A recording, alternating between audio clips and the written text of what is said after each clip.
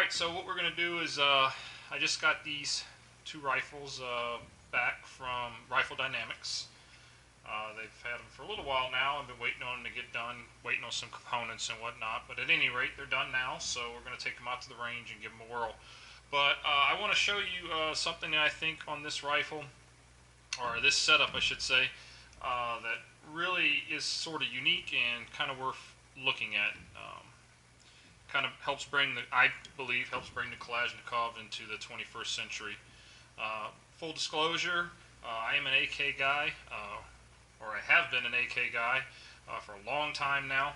I got my first AK, I believe it was back in the late 90s, and then I actually got into the 5.45 millimeter in, I think it was 2001. In fact, when I went to the range to shoot it, the guys at the local range in the city actually had never seen the cartridge before, and every one of them wanted like one to keep so they could check it out or whatever. They never heard of it before.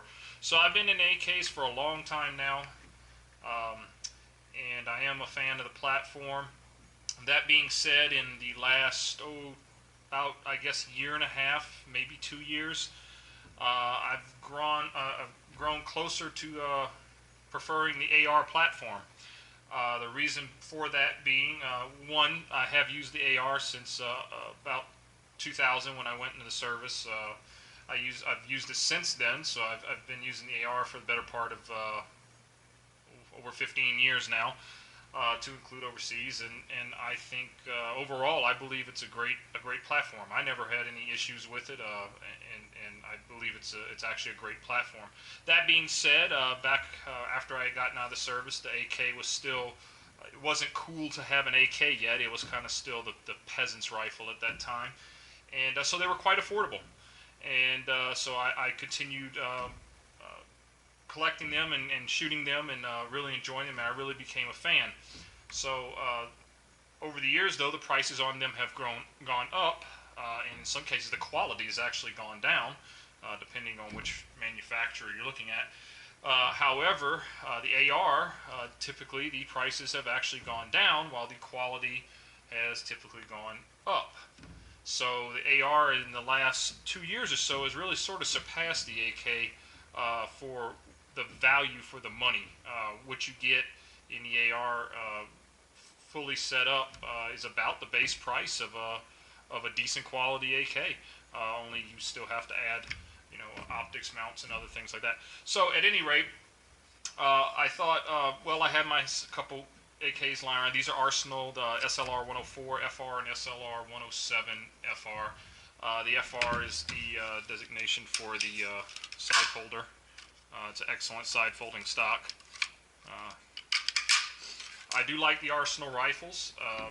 Overall, the parts quality in these rifles is outstanding compared to many of the competitors. You have top quality components in these rifles.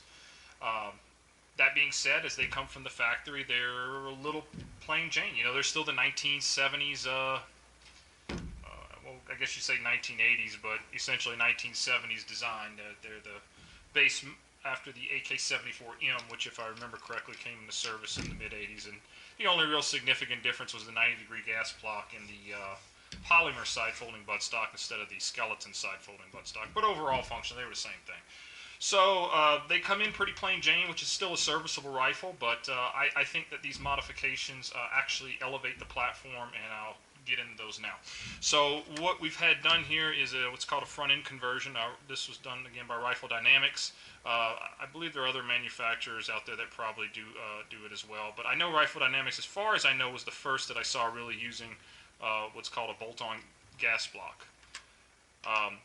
What they do is they'll shorten your barrel back. This is a permanently attached Griffin Armament flash comp. It's permanently attached to give it a slightly over 16-inch barrel length. So that helps shorten up the barrel just a little bit, makes it a little easier to handle in tight quarters and so on. The bolt-on gas block here combines your front sight and your gas block into one, and this is a relatively lightweight unit.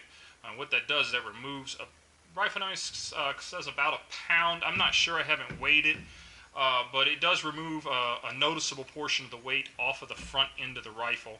And what that helps you do is you can stay in a ready position for longer and not fatigue, and also when transitioning from target to target and simply moving the rifle around, transitioning from targets is faster because lighter weight allows you to get the gun moving quicker and stopping quicker. So this is actually a really nice modification. You really can't appreciate it till you handle the rifle, and then you'll really actually feel the difference it makes compared to a standard model. In addition to that, this is just an MFI barrel mount.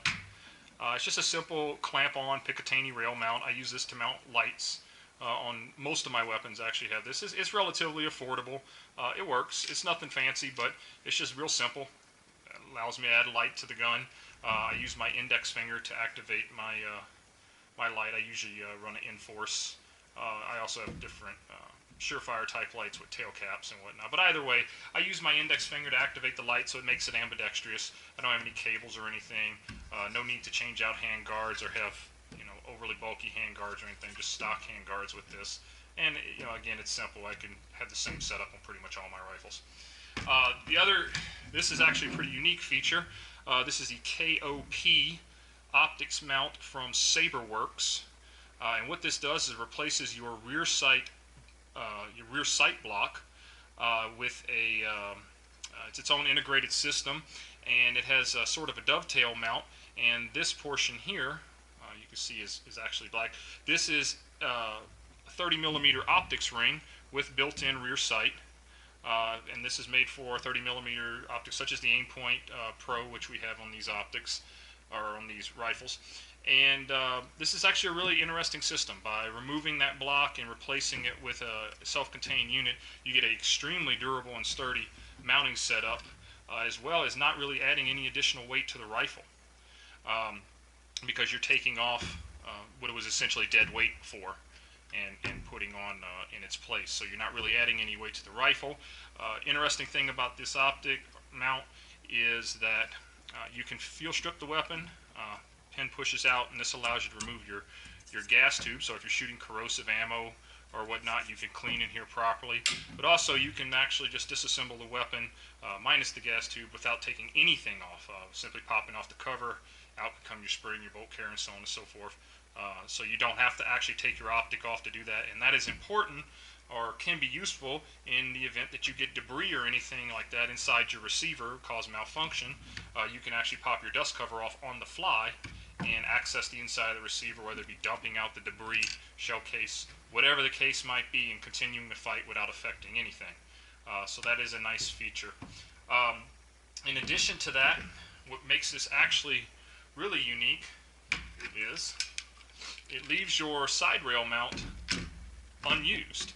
And what that allows me to do is to take this RS Regulate, this is the rear biased mount with 30mm ring. This is the AK302M, and this allows me to very simply slide on a 3-power magnifier, in this case a Burris AR tripler, behind my Aimpoint, and enhance the platform, or the useful effective range of the rifle, practical effective range, by allowing you to get some magnification for target identification or long range shooting without having to put on an actual true scope or something like that. So you can keep the rifle in a CQB ready platform, and when your ranges are going to extend past 100 yards or so, you can slap on your magnifier, and this will get you out to with 3 power. I mean, you should be able to reach out to a good 400 yards or so, possibly more, but you should be able to. So this is actually a very interesting setup in this regard, because I haven't seen anything for this platform yet that really has this kind of versatility. Most of the mounts that you see would require either, not necessarily permanent attachment, but screws and bolts to the front, possibly just the RS mount alone, which then precludes the ability to fold the stock to the side, and some other features like that.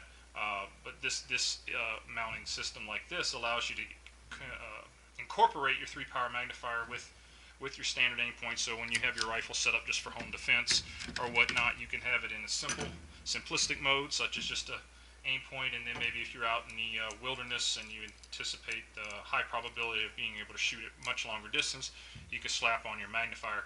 Another interesting thing about this is that it will slide right onto the 7.62 variant without any modifications whatsoever.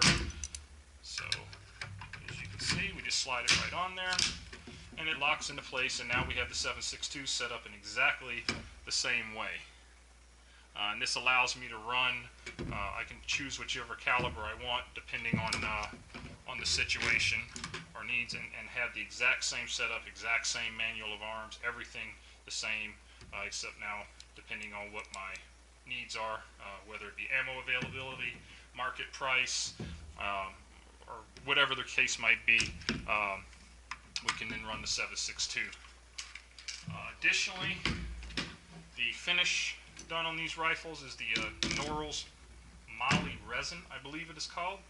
This is a tan brown finish, and I do kind of like this, obviously being out in the desert, but it gives a extra protection over the standard factory finish, and it looks good. So it's both functional and cosmetic as well. It gives a two-tone look to the rifle. The bolt carrier's in black, and as are the trigger pins and stock release and flash hider. So it gives kind of a nice two-tone looking image to it, but it's also functional as well.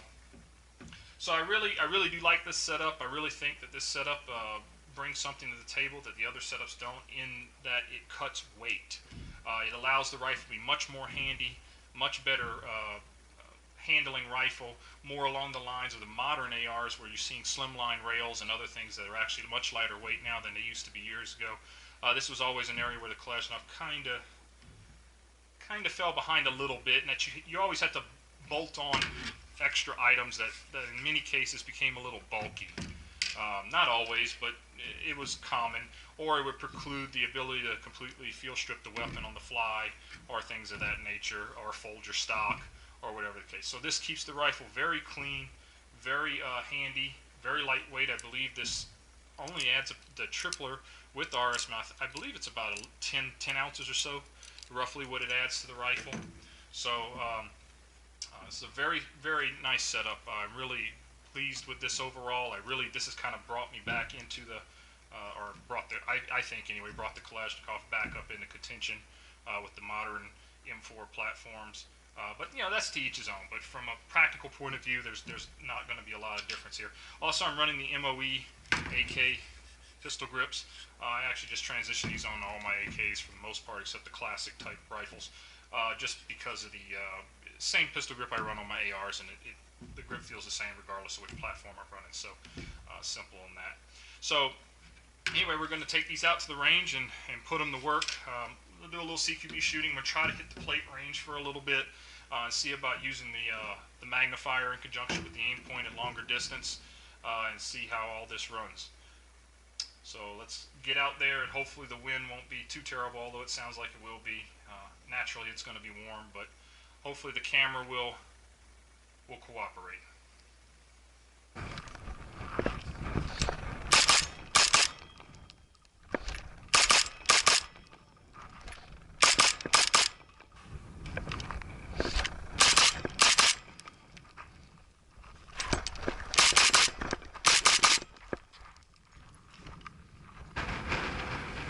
Alright guys, we're going to give the swirl on the plate range in the wind, about 20-mile-per-hour winds.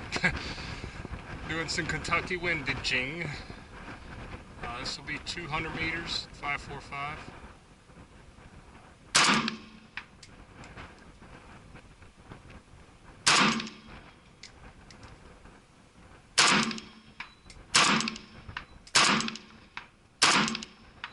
Okay, so you can see 200 meters is no challenge. We'll try for 300 now.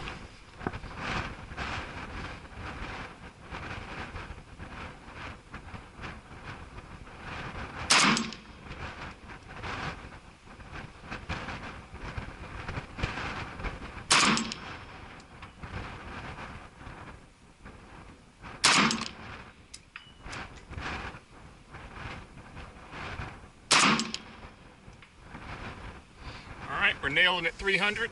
Now we'll go for 384, I believe. It's 420 yards.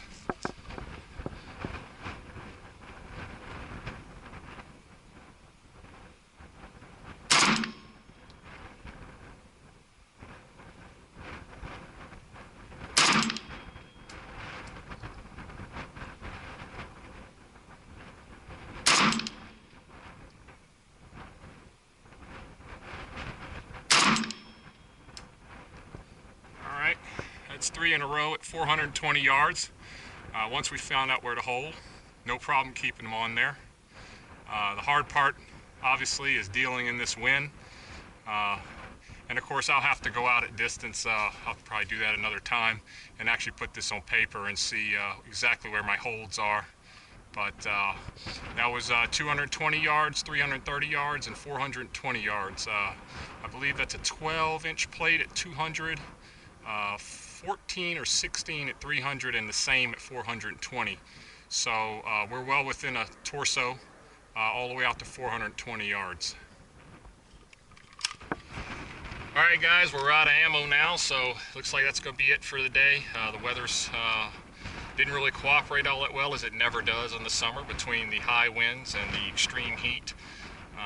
But the range is relatively empty today as a result, so we were able to do that. But hopefully the wind noise didn't make my audio unusable. I did try to mitigate that with some closed cell foam. We'll see how that works out. But hopefully you guys enjoyed this and gave you a look at some a platform maybe that you had never seen before. It is a nice upgrade to the Kalashnikov. I think it really does bring it more into the 21st century, more in line with the current AR offerings. Big thanks to Jim Fuller over at Rifle Dynamics and their crew for doing some quality work on the rifle, as well as check out Saberworks KOP optics mount. This is a very interesting mount if you're building a rifle from the ground up, or maybe even wanting to do a modification like this. And in conjunction with this 3-power magnifier using RS Regulate mount, this really is a very slick package. As you can see, even out here in the 20-mile-per-hour winds, I don't know if you can hear it on camera, we were getting hits out to 420 yards on, I believe, a 16-inch steel plates. So, okay, the wind's going to blow me off the range now, so see you guys next time.